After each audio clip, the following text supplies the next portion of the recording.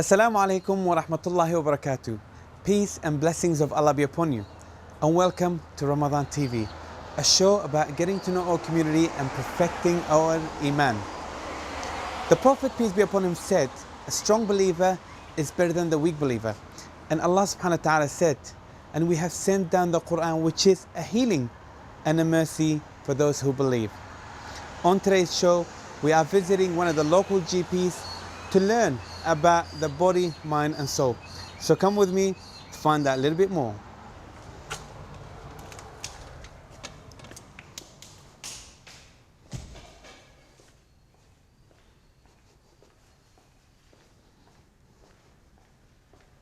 On today's show, we are visiting one of the local GPs down south at Renella Family Care.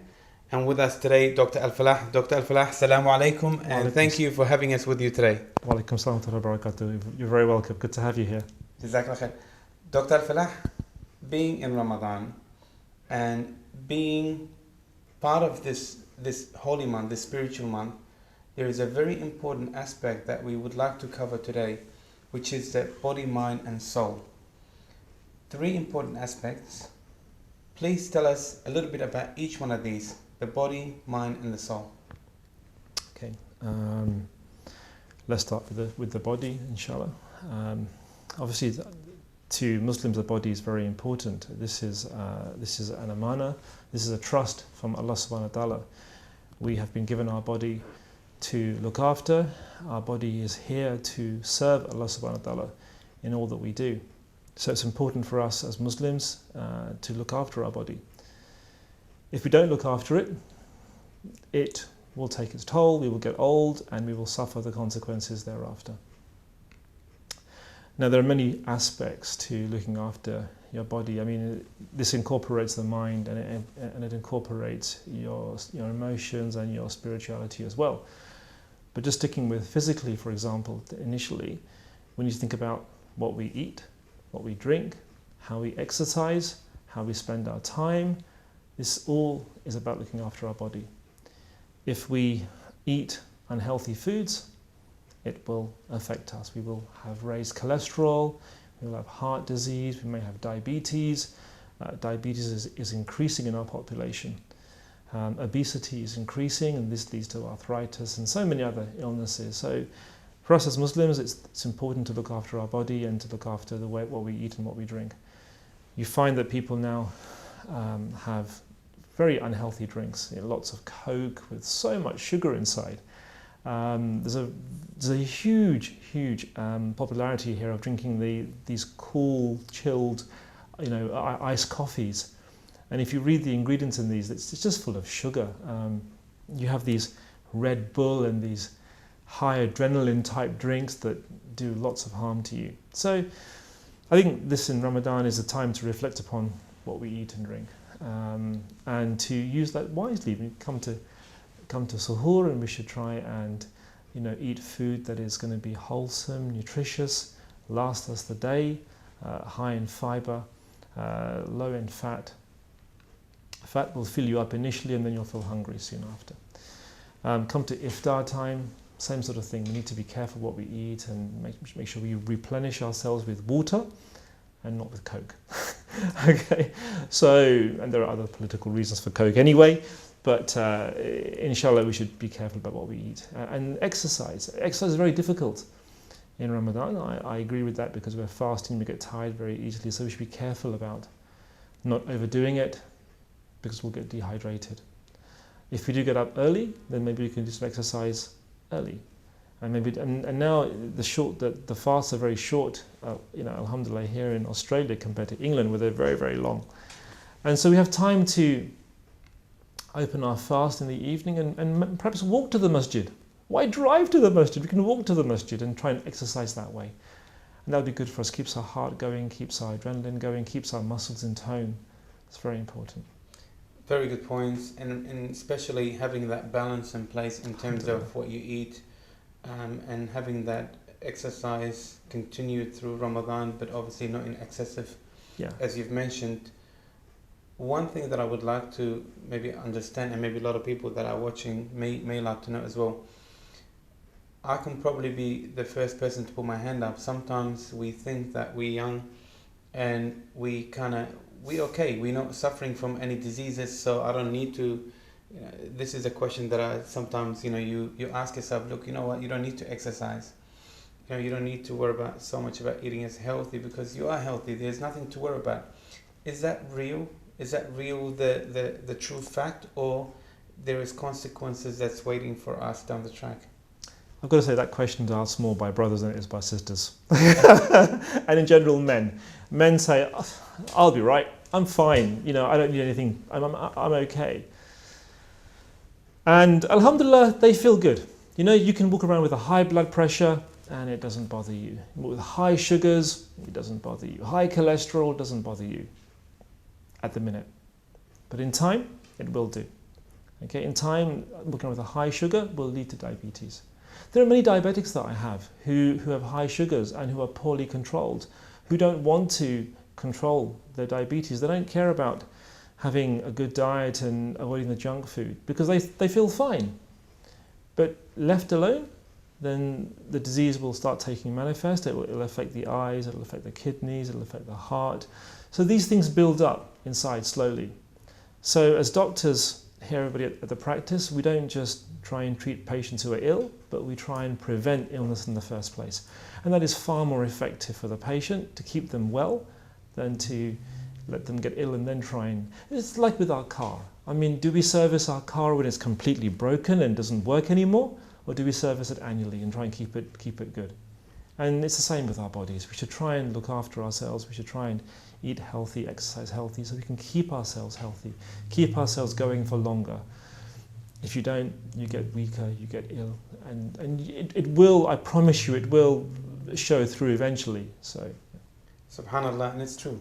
And it's good to almost like anything else that we would need reminders. Allah subhanahu wa ta'ala says, فَذَكِّرْ فَإِنَّ الذِّكْرَ تَنْفَعُ الْمُؤْمِنِينَ. Indeed, remind. The reminders benefit the believers.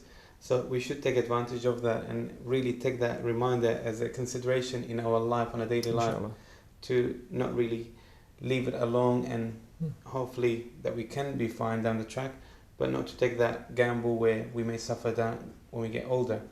Doctor, part of those three aspects that we talked about, the body, mind and soul, we've covered the physical part, which is the body. Now the mind is another very important aspect. Tell us a little bit about the mind.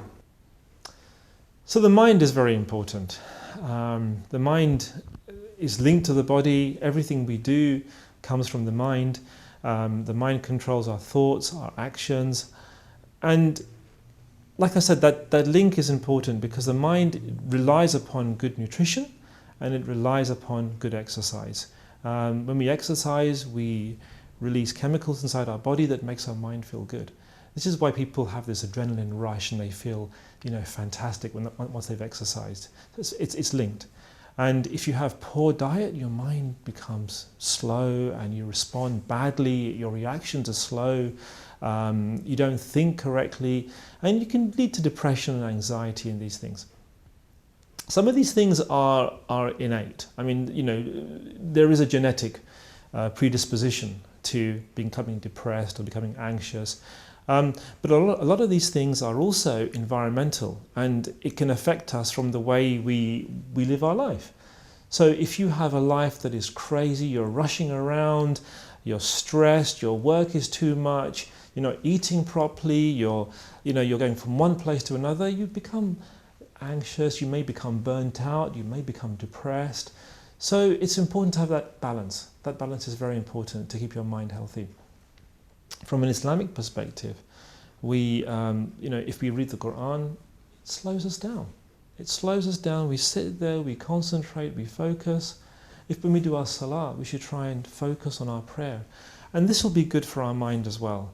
And this will lead to spirituality, giving us peace in our heart. Unfortunately, we see a lot of problems with the mind here in Australia. We see these depression, anxiety, schizophrenia, all these things because of the way people lead their lives, unfortunately.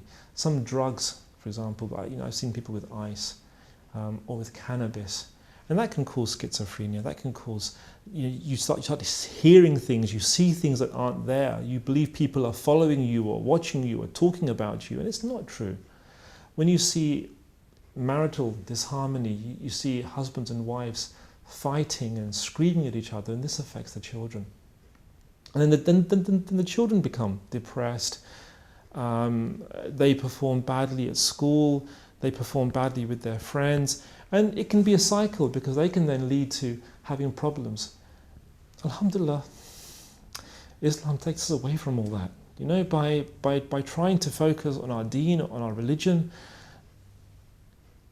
by obeying the commands of Allah subhanahu wa ta'ala, we can try and increase the harmony in marriages, increase the harmony between people and in families, and if you all try and toe the line, if you all try and obey the commandments, it makes it so much easier. We all aim for the same direction. You don't have there's people just running away from this direction, that direction, causing problems.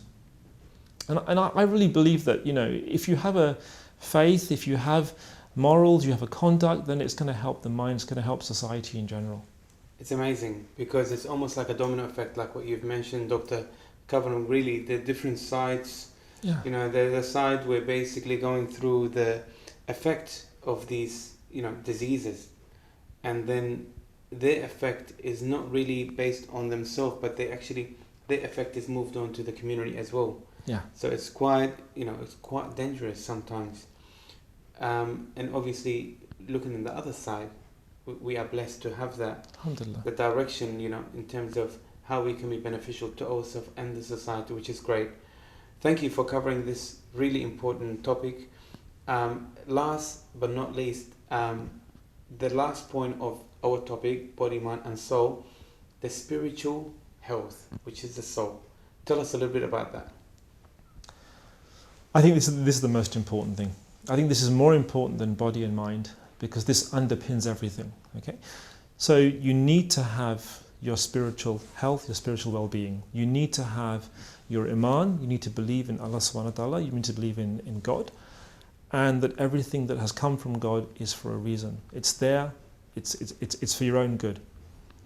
Sometimes we have things that we don't agree with. Things happen to us, and we think, why did that happen to me? What's this about? Sometimes we can't see the benefit in this. So we should have sabr, we should have patience, have faith, and inshallah it will lead to good things thereafter. When we have good things happen to us, when we have, you might perform well in an exam, or you might, land a job or have a new car. We need to remember that this is from Allah subhanahu wa ta'ala and be grateful for it. So when you have the patience, the sabr, and when you have the gratitude, then we realize that this is going to elevate us. It will give us good health from an emotional, mental perspective. If we feel good emotionally, mentally, we will feel good physically.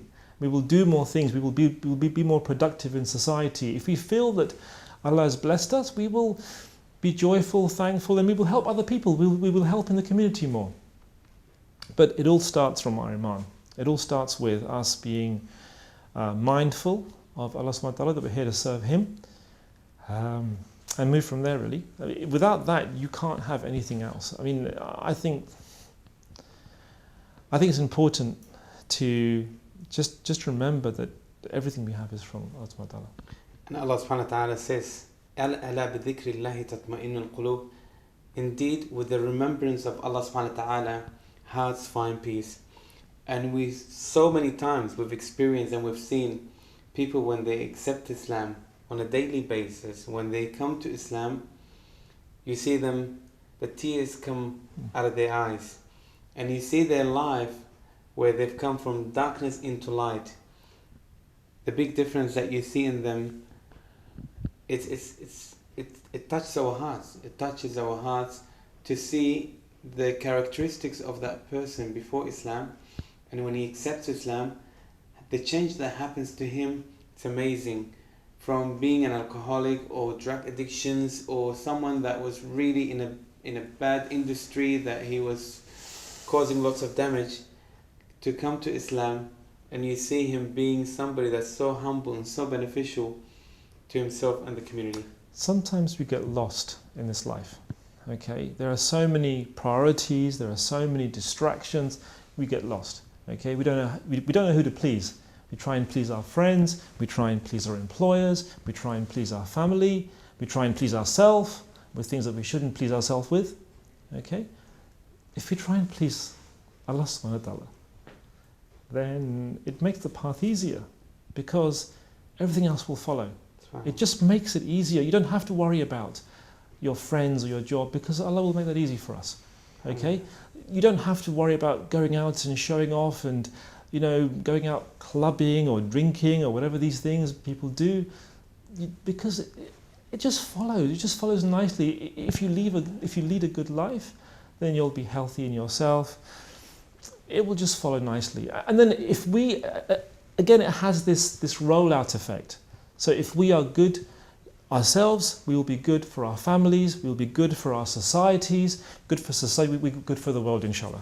So I think this is a huge effect. And we have a responsibility to the world, to our families, to human beings, to other animals. We have to do this. Such a perfect puzzle, that the more you put it together, the more it becomes perfect. Inshallah. We thank you for taking the time for being with us.